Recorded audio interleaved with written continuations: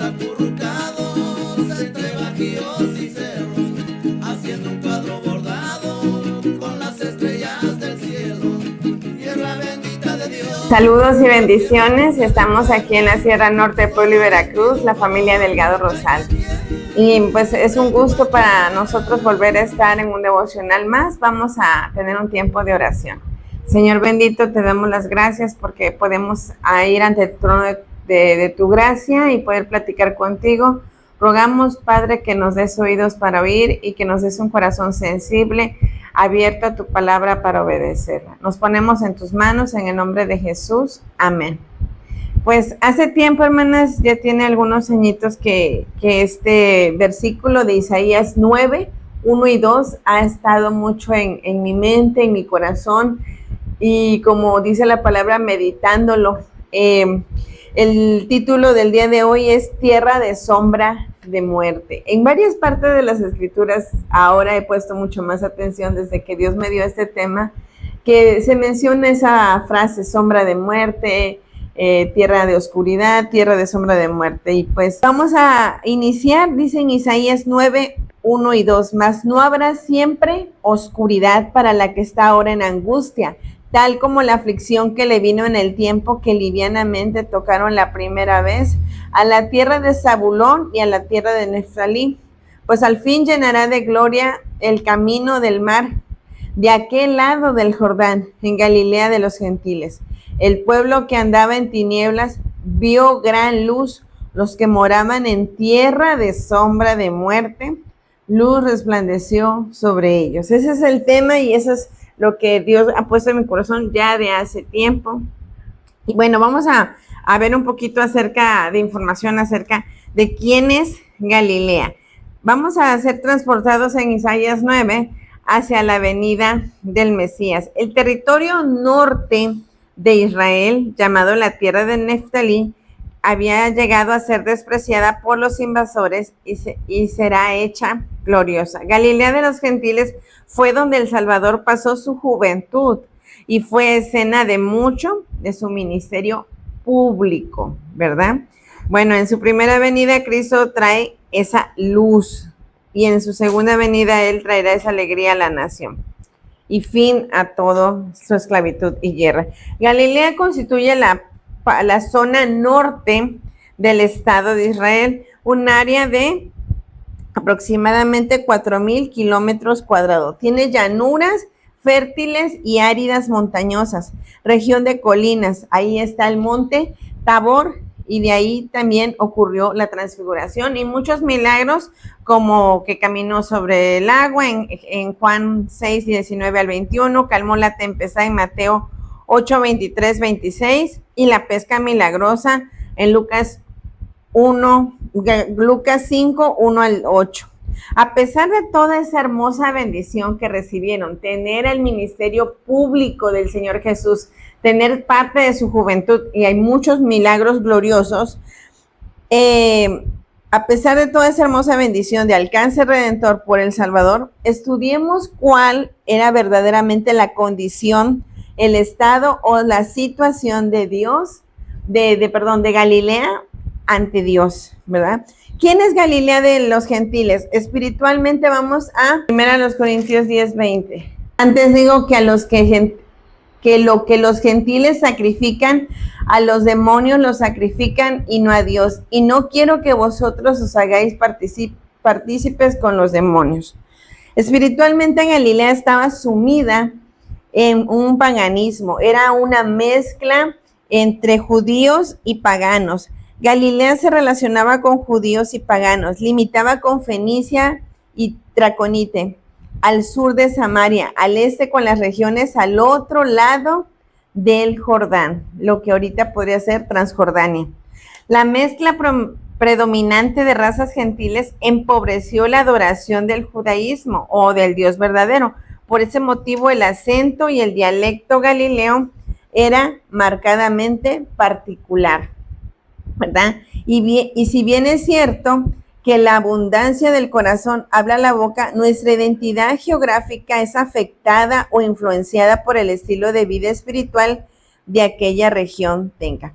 muchas veces las regiones tienen cierto tipo de saludar y a veces dicen, bueno, es que aquí así nos saludamos, pero realmente nuestra vida espiritual debe afectar ese regionalismo, ¿verdad? A veces muchas cosas que decimos, pues la decimos, yo hablo así, golpeado, o yo hablo así muy alegre, o digo estas palabras porque así es mi región. Pero realmente lo que debe de haber influencia es la palabra de Dios en ese regionalismo.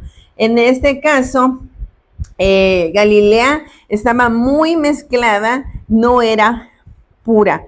También eran mentirosos. Vamos a ver en Isaías 9, ya estábamos ahí en Isaías 9, como todos nosotros, pero yo creo que ellos de una manera más deliberada, ¿verdad? Isaías 9 era algo que los identificaba.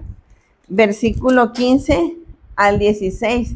El anciano y el venerable de rostro es la cabeza, el profeta que enseña mentira es la cola, porque los gobernadores de este pueblo son engañadores y sus gobernados se pierden. O sea que todas las autoridades ya estaban lo que ahorita podemos llamar en una corrupción. Todos hablaban mentira, como a veces conocemos, ¿verdad? Prometían y no cumplían, o decían cosas que como muchas veces en la palabra de Dios dice, mis profetas hablaron mentira. Aquí dice, y el profeta que enseña mentira es la cola. Enseñaban cosas que Dios ni siquiera había enviado. Socialmente eran despreciados los de la parte norte por ser una mezcla étnica de judíos y gentiles. Vamos rapidito a Juan 7:52. Hace ratito también en la manera particular de hablar estaba en Mateo 26:73. Ahí lo pueden checar después ustedes, hermana. Vamos un poquito rápido por el tiempo. Dice Juan 7:52. Respondieron y le dijeron, ¿eres tú Galileo? Escudriña y ve que de Galilea nunca se ha levantado profeta. Sabemos el desprecio que tenían y decían, pues, ¿cómo va a ser Galileo? ¿Cómo de alguien se va a levantar de ahí? Es la región más despreciada, más vulnerable, los que nadie quería. Estaba llena también de huérfanos, de viudas y de muchas personas despreciables, los desechos de la sociedad, por así decirlo. Intelectualmente eran ignorantes y muy supersticiosos. Los gentiles que vivían allí, en esa ocasión de Isaías 9, dice el profeta, verán gran luz, la de Cristo, la luz del mundo. No conocían al Dios vivo, adoraban a cuantos dioses en sus mezclas paganas les permitía o ellos querían. Eran medrosos y supersticiosos.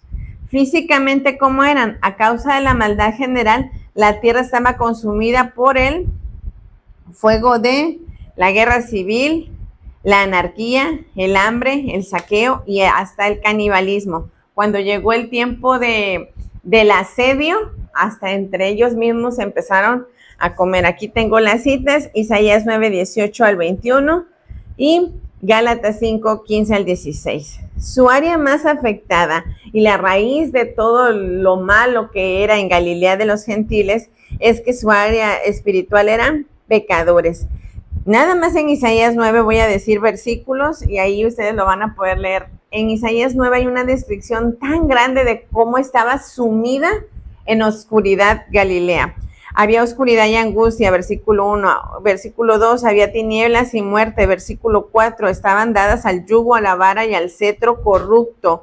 En el versículo 5, había batalla, sangre y fuego. En el versículo 9, había soberbia y altivez de corazón, pecados, soberbia, altivez. Versículo 13, no se convertían, no buscaban a Dios. Versículo 16, engañadores y perdidos. Versículo 17, falsos, malignos y necios. Versículo 19, no tenían piedad. Versículo 20, hurtaban y llegaron hasta el grado del canibalismo. Y hay un estribillo que 4 veces se repite en Isaías 9, llegando hasta el capítulo 10, 4, dice, ni con todo eso ha cesado su furor, sino que todavía su mano está extendida. Dios vio tanta maldad, tanta mezcla, tanto paganismo, mostrando lo bueno por malo y lo malo por bueno. Era una cosa muy, muy detestable a los ojos de Dios. Pero a pesar de todo lo malo que se pueda ver y esperar para ellos, el glorioso Mesías utilizó esa tierra para mucho de su ministerio público. El Salvador Redentor no había terminado con ellos. Como punto número 2, vamos a ver alcanzando a las naciones. Promete proveer una solución. Dice el capítulo 9:1, mas no habrá siempre oscuridad. Gracias a Dios por esas palabras, porque a pesar de todos los pecados que veíamos que gobernaban en Galilea, soberbia, necedad, hurto, corrupción, todo lo que ya se mencionó, les dice, mas no habrá siempre oscuridad. Habrá un rayo de luz, hay una esperanza. Siempre cuando vemos esas palabras más o pero, cambian toda la actualidad que se pueda tener. Mas no habrá siempre oscuridad. Y sabemos que el Señor Jesús es la luz del mundo, según Juan 8:12. No solo Jesús, sino que cada hijo suyo debemos alumbrar, pues Él habita en nosotros. Mateo 5:14. Su primera venida fue solamente una entrada, un entremés, una probadita. Aquella profecía que Isaías dio del Mesías en Isaías 7:14 y después en Isaías 9 se empieza a ver que se anuncia la venida de esa gran luz. Fue solamente una probadita, fue como un entremés, dice, para aquella tierra que estaba sumida en pecado, Galilea de los gentiles. Y muchas veces nosotros pudiéramos decir, ay, pero qué cosa escogió Dios para hacer su ministerio. Precisamente, hermanas, porque Él dice que Él vino a buscar a lo pecador, a lo vil, a lo menospreciado. Él mismo dijo en los evangelios, los sanos no tienen necesidad de médicos, sino los enfermos. Él escogió con toda sabiduría Galilea de los gentiles, una tierra muy sumida en pecado, para poder hacer brillar su luz. Nosotros, hermanas, como punto número 3, ¿qué debemos hacer cuando la luz, esa luz gloriosa, llega a nuestras vidas? ¿Qué debemos hacer? Vamos a ver la Biblia en Romanos 13:12, porque nosotros en un tiempo, en un paralelo, fuimos como Galilea de los gentiles, practicando, dice, y anduvimos en lo mismo, dice en Efesios 2:1, haciendo lo mismo que los demás. Pero ¿qué podemos hacer ahora cuando esa luz gloriosa ya ha llegado a nuestras vidas? Dice Romanos 13:12, la noche está avanzada y se acerca el día.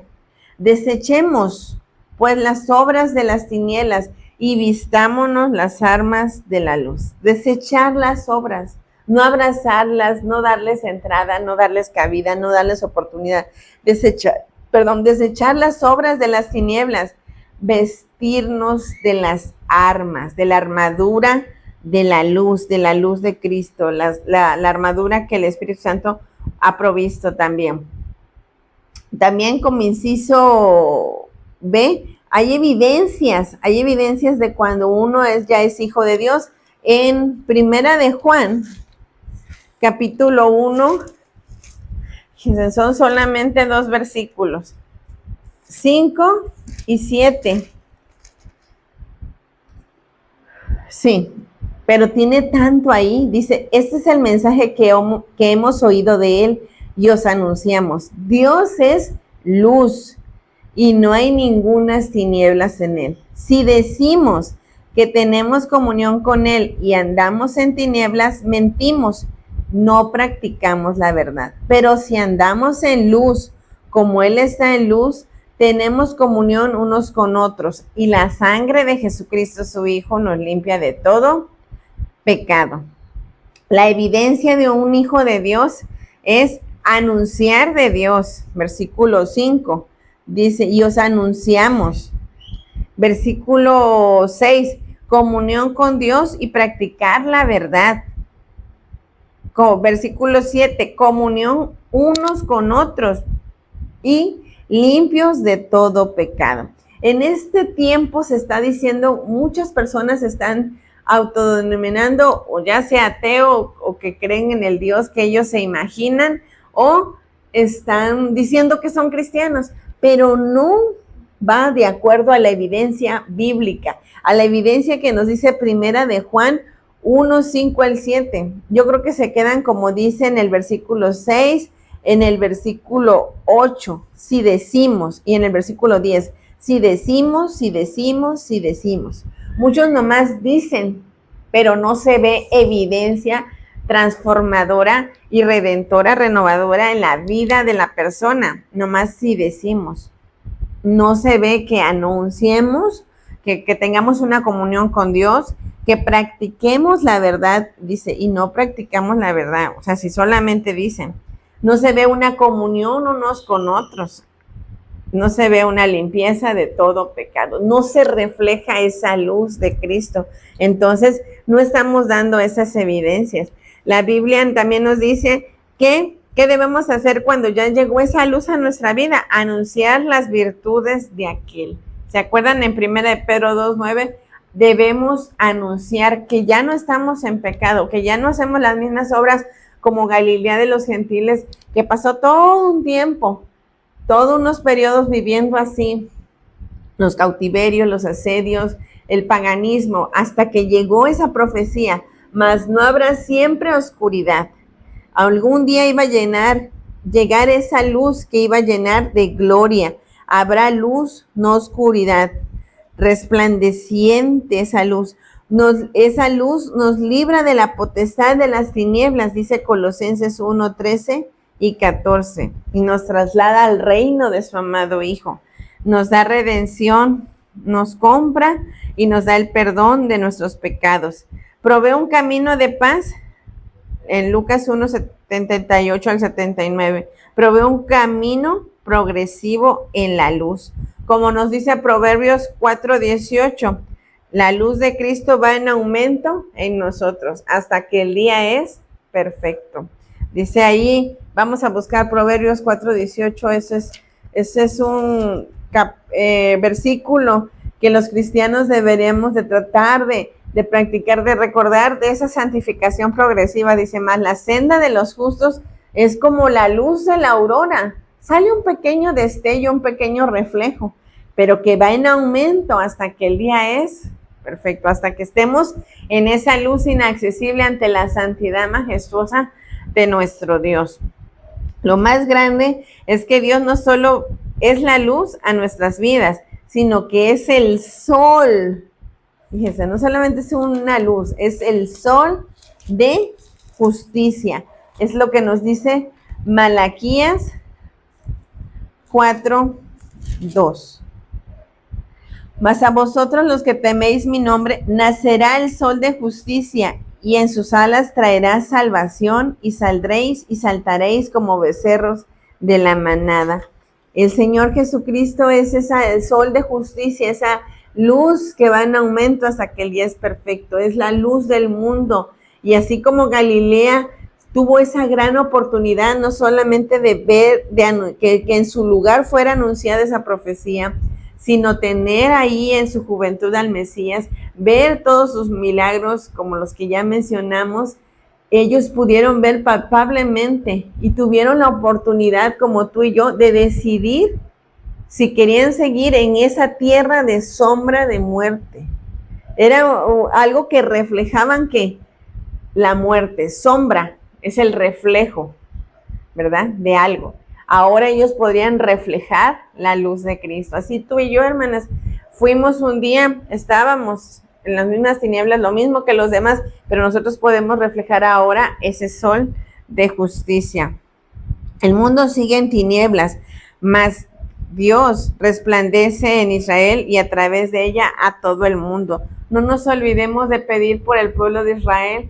Sabemos que Dios tiene su propósito y su tiempo para esta nación, y que a través de todo lo que ellos en un tiempo no aceptaron, desecharon, nosotros fuimos alcanzados con esa luz bendita.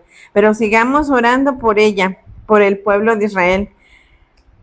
Y recordemos que un día todas esas naciones también llevarán sus tributos, sus ofrendas al Señor, al Sol de Justicia. Todas las representantes de las naciones, incluyendo reyes, acuden, esa es una promesa, a Jerusalén para mostrar su respeto a la nación renacida. Pero ya no será una solamente judíos, sino serán judíos y gentiles juntos. La iglesia, aquellos que Él rescató y les proveyó esa luz y les proveyó esa salvación. Y pues bueno, hermanas, este es el tema que yo había querido compartirles. Galilea de los gentiles, la tierra norte, ¿verdad? También nosotros estamos aquí en la tierra, en la zona norte, pero es muy parecido cuando yo leo Isaías 9, 1 y 2, que muchas veces están sumidos en una gran oscuridad, en grandes pecados que ellos ni siquiera pueden concebir, pero ahí está el Hijo de Dios orando por esas tierras, permitiendo que el pequeño reflejo de la luz de Cristo llegue a la vida de ellos. Hermanas, les pido de sus oraciones por esta tierra de la zona de Puebla y Veracruz, esa tierra norte, ¿verdad? De aquí que estamos. Pues hermanas, un gusto haber estado con ustedes, que el Señor les bendiga. Haciendo un cuadro bordado con las estrellas del cielo, tierra bendita de Dios, la sierra norte de Puebla. Solo les pido un favor, que ahí me entierren cuando muera.